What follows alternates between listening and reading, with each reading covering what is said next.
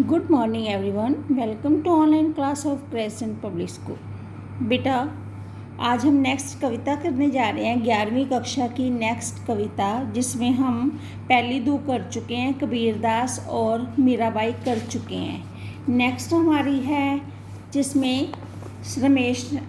रामनरेश त्रिपाठी जी की पथिक जो कट है। आज मैं आपको सुमित्रानंदन पंत जी की करवाने जा रही हूँ वे आंखें। सुमित्रानंदन पंत जी जो कि एक महान कवि रहे हैं, जिन्होंने अपना लेखन कार्य अवधी भाषा में किया है। अवधी भाषा में उन्होंने अवधी भाषा का और खड़ी बोली का ये मिश्रण है, तो अवधी भाषा को ज़्यादा महत्व देते हैं वो। तो इनका जन्म 1900 में कौसानी, जिला अल्मोड़ा, उत्तरांचल में हुआ था। वाणी, ग्रंथि, पल्लव, गुंजन, युगवाणी, ग्राम्या, चिताम्बरा, उत्तरा, स्वर्ण किरण, कला और बूढ़ा चांद, लोकायतन आदि इनकी प्रमुख रचनाएं हैं और इन्हें ज्ञानपीठ पुरस्कार, साहित्यिक अकादमी पुरस्कार, सोवियत लैंड नेहरू पुरस्कार और पद्म भूषण से सम्मानित किया जा चुका है। तो छायावाद के महत्वपूर्ण कवि होने के साथ साथ सुमित्रानंदन पंत जी एक प्रकृतिवादी कवि हैं, जो प्रकृति की गोद में ही पले और बड़े हुए। तो प्रकृति के साथ इनका अटूट संबंध था। ज़्यादातर लेखन कार्य इन्होंने प्रकृति से संबंधित ही किया है। तो वे आंखें उनकी एक महत्वपूर्ण रचना है, जिसमें उन्होंने किसानों की स्थिति की ओर हमारा वर्णन किया है, हमारा ध्यान आकृष्ट किया है। किसानों की स्थिति, जो किसान गरीब होते हैं, आपको पता ही है, आज तो हमारे किसान फिर भी सक्षम हो चुके हैं, वो अपना विकसित हो चुके हैं या विकासशील कह सकते हैं। लेकिन पहले की स्थिति में जो किसान होते थे वो बहुत ही दयनीय स्थिति से गुजर रहे थे। इट मीन्स जब हमारी आज़ादी या आज़ादी से पहले के जो किसान हैं, उनका वर्णन किया गया है कि वे हमेशा दूसरों के ऊपर ही आश्रित रहते थे। उन्हें सारा दिन मेहनत करने के बाद उनके अपने खेत नहीं होते थे, जमींदारों के आगे गिड़गिड़ाना पड़ता था, जमींदारों से ऋण लेते थे, कर्जा लेते थे और उस कर्जे को चुकाते चुकाते ही उनकी पूरी ज़िंदगी निकल जाती थी। जो किसान होते थे वो अपना सब कुछ ख़त्म कर देते थे, यहाँ तक कि सब कुछ उनसे छीन लिया जाता था, लेकिन फिर भी जो जमींदारों का कर्जा है वो कर्जा कभी ख़त्म नहीं होता था। तो जमींदारों के करिंदे, जो जमींदारों के जो लोग हैं, वो आकर उनसे बड़ी ही दुर्दशा के साथ व्यवहार करते, उन्हें मारते पीटते, उन्हें सब कुछ नीलाम कर देते और फिर भी उसका कर्जा नहीं उतरता था। तो कवि वो जो किसान की आंखें हैं, उन आंखों में उस दुख को महसूस कर पा रहा है। उसको उसकी आंखें एक गुफा की तरह लग रही है। जैसे गुफा अंधेरी होती है, निराशा से भरी होती है, उसमें आशा की कोई किरण नहीं होती, वैसे ही किसान की आंखें कवि को गुफा के समान लग रही हैं, जिसमें सिर्फ निराशा है, बदहवासी है और इसके साथ साथ उसकी दयनीय स्थिति छिपी हुई है। तो इस प्रकार से उन्होंने इस कविता में, ये एक उनकी प्रगतिशील दौर की प्रमुख कविता है और इस कविता में विरोधाभासी अवधारणाओं पर करारा व्यंग्य किया है कि जो लोग विपरीत होते थे, विपरीत परिस्थितियों में किस प्रकार से दूसरों के साथ बुरा व्यवहार करते थे। तो कविता आरंभ करते हैं। हम 11वीं कक्षा की नेक्स्ट कविता आरंभ कर रहे हैं, वे आंखें। कवि कहता है, अंधकार की गुफा सरीखी, गुहा होता है गुफा, सरीखी में समान, उन आँखों से डरता है मन। कवि कहता है कि जो किसान की आंखें हैं, कवि इसमें भारतीय किसान के बारे में लिख रहा है, किसान की गुफा वर्णन करते हुए कहता है, जो भारतीय किसान की आंखें हैं मुझे एक अंधेरी गुफा के समान लग रही हैं और वो अंधेरी गुफा के समान ही बहुत भयानक, गहरी और निराशा से भरी हुई हैं। जिस प्रकार अंधेरी गुफा में झांकने से डर लगता है, उसी प्रकार किसान की शून्य आँखों में देखने से भी मन डर जाता है। उन आँखों से डरता है मन कि उसकी शून्य आँखें जो हैं, जिसमें शून्य इसलिए कहा गया है कि उसमें कोई आशा की कोई किरण नज़र नहीं आती, उसमें सिर्फ निराशा निराशा अंधकार ही भरा हुआ है और उसमें गहरा दुख छिपा हुआ है उसकी आँखों में। तो कवि कहता है कि मैं उसकी शून्य आँखों में झांकने से भी डरता हूँ, क्योंकि उसमें मुझे अंधेरे के सिवा कुछ नज़र नहीं आता। उसमें दुख, दर्द, निराशा और शोषण से उत्पन्न पीड़ा के अलावा कुछ भी नहीं है। भरा दूर तक उसमें दारुण दैन्य दुख का नीरव जीवन। कवि कहता है कि भरा दूर तक उसमें दारुण, कि उसके आँखों की जितनी भी गहराई में जाते जाएंगे उतना ही उसका वो भयानक दृश्य हमारी आँखों के सामने आता जाएगा।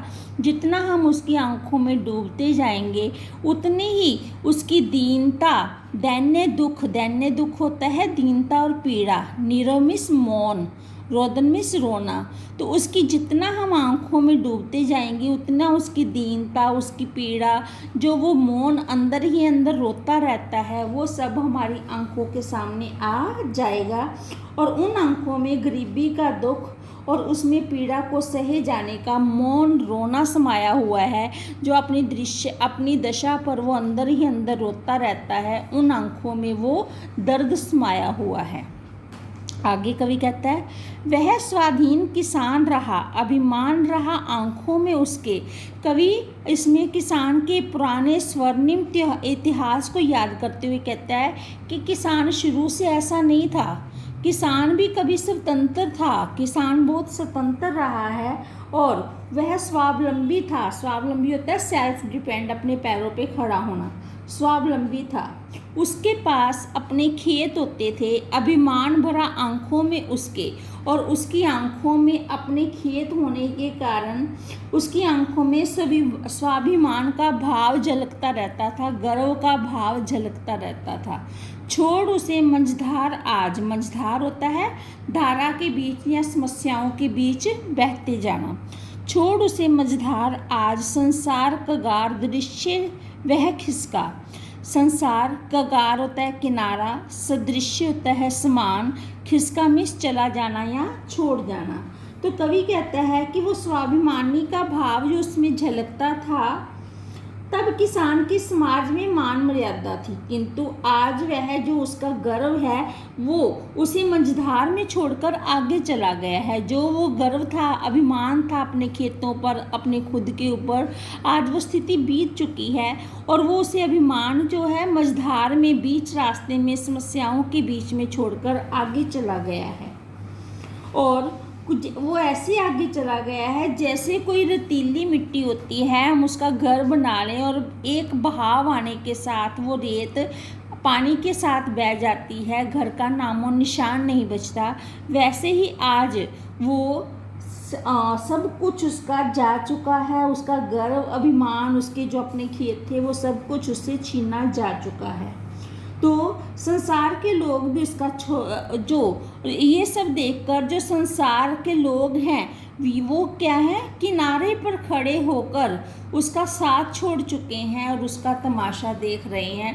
अर्थात विपत्ति में कोई साथ नहीं देता, उसी प्रकार से संसार के सभी लोगों ने उसका साथ छोड़ दिया है और किनारे पर खड़े होकर उसका तमाशा देख रहे हैं। ये हमारे भारतीय किसान की आज स्थिति हो गई है। लहराते हुए खेत दृगों में उसके आँखों में, नेत्रों में, तो वो अपने सुनहरे पल को याद करता है। लहराते हुए खेत दृगों में, जब वो खेती करता था, अच्छा जीवन जीता था, और वो कहता है कि किसान अपने उन खेतों का जो रेखा चित्र है, उनका जो चित्र है, आज वो उदासीन है, लेकिन उस समय की स्थिति को जब याद करता है तो आज भी उसकी आंखों के सामने वो लहराते खेतों के जो स्थिति है वो सामने आ जाती है। वो उन सुनहरी सपनों को अपनी आंखों में संजोए हुए हैं। हुआ बेदखल वह आज जिनसे, और बेदखल होता है हिस्सेदारी से अलग कर देना या अलग हो जाना। तो आज वो जो है उन सपनों को याद कर रहा है कि कैसे उसे उसकी हिस्सेदारी से अलग कर दिया गया, उसको उसके खेतों से अलग कर दिया गया। हंसती थी उसके जीवन में हरियाली जिनके तृण तृण में, वो उन पलों को याद करता है जब वो अपने खेतों के साथ हंसता था, लहराता था, खुशी से जीवन जीता था, और उसके जीवन की ये हरियाली तिनके तिनके में समाई हुई थी। तिनके तिनके में खुशहाली के रूप में हम देख सकते थे। उसका जीवन पूर्ण रूप से सुख से भरा हुआ था और उसके सुनहरे सपने थे, लेकिन आज वो सब कुछ उससे दूर चला गया है। आज वो उदासीन हो गया है। आँखों में ही घूमा करता वह उसकी आँखों का तारा। आज भी आँखों का तारा को मुहावरे का प्रयोग किया गया है, उसका प्यारा बेटा। आज भी अपने प्यारे बेटे को याद कर रहा है, जो जिसको याद करने से आज भी उसकी आँखों के सामने, आँखों में घूमता है, आँखों के सामने आकर खड़ा हो जाता है। कारकुनो होता है जमींदारों के करिंदे। जमींदार जिनसे ऋण लिया था, और जमींदारों ने क्या किया कि उसके बेटे को लाठियां मार मार कर उसने आवाज़ उठाई, तो उसके कारकुनों ने आवाज़ उठाने के बदले उसको लाठियां मार मार कर उसके बेटे को मार दिया। तो कारकुनों की लाठी से जो गया जवानी में ही मारा, कि आज भी वो अपने बेटे को याद करता है, तो उसकी बेटे का वो चेहरा उसकी आंखों में घूमने लग जाता है कि कैसे जमींदार के कारिंदों ने उसके बेटे को लाठियां मार मार कर जीवन में भरी जवानी में ही मार दिया। और वो जब अपने बेटे को याद करता है तो आज भी अपने बेटे की तस्वीर किसान की सुन्नी और दुख भरी आंखों में छिपी हुई है। और आज किसान अपने मृतक बेटे को स्मरण करता है, उसका दुख उसकी आंखों में स्पष्ट रूप से देखा जा सकता है कि वो किस प्रकार अपने बेटे की मौत के दुख को भी अपने अंदर समेटे हुए है, और ये उसकी आंखों में स्पष्ट रूप से हम देख सकते हैं। आगे वो कहता है कि बिका दिया घर द्वार महाजन ने, ना ब्याज की कौड़ी छोड़ी। जो महाजन होते थे उस समय, महाजन कौन है? ब्याज पर रुपए देने वाले जो बनिए होते हैं गांव में, उनको महाजन कहते हैं। तो वो जब अपने पैसे वसूलने पे आते थे उस समय कुछ भी नहीं देखते थे, उनके मन में दया नाम की चीज़ ही नहीं होती थी। वो बड़ी ही क्रूरता के साथ अपने पैसे उगाते थे, किसी के दुख दर्द से उनको कुछ भी लेना देना नहीं था। जैसे कि बताया ही जा चुका है कि उसके बेटे तक को मार दिया।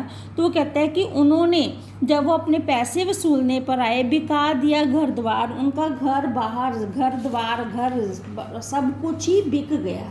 यहाँ पर उसकी दयनीय स्थिति का वर्णन आया है कि महाजन ने अपना ऋण और उस पर लगाए गए ब्याज की रकम को उगाने के लिए किसान का घर द्वार, घर बार सब कुछ ही नीलाम कर दिया, और महाजन ने ब्याज की ना कौड़ी छोड़ी, और अपना पैसे पूरे करने के लिए उसने उसकी ब्याज की एक एक कौड़ी, एक एक पैसा ले लिया, एक कौड़ी नहीं छोड़ी, और बड़ी ही निर्दयता के साथ उस ऋण को उगाहा और उसे बेघर कर दिया, उसके घर बार की नीलामी करवा दी, और पूरा का पूरा ऋण उससे उगा लिया, पूरा का पूरा ऋण उससे वसूल कर लिया। रह रह आँखों में चुभती वह, आँखों में चुभना भी मुहावरा है, बुरा लगना।